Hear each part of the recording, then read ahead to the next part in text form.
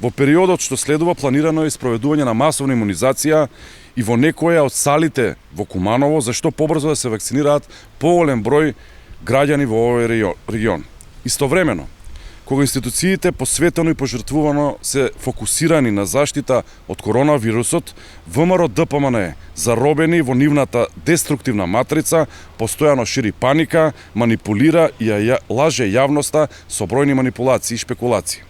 ВМРО ДПМН шири паника дека во болниците недостасувало респиратори, кислородни боци и дека немало доволно легла за пациентите заразени од COVID-19.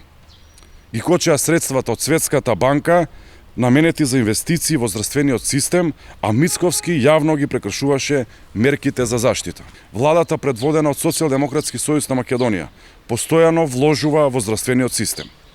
Куманово доби нов ургентен центар во склоп на општата болница со можност за обслужување на 200.000 наши сограѓани од целиот североисточен регион.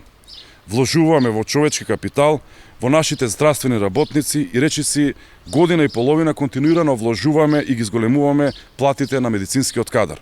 Владата, предводена од Социјалдемократски сојуз на Македонија, постојано вложува во здравствениот систем.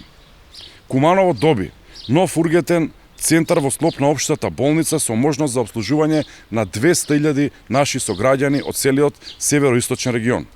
Вложуваме во човечки капитал, во нашите здравствени работници и речиси година и половина континуирано вложуваме и ги зголемуваме платите на медицинскиот кадар.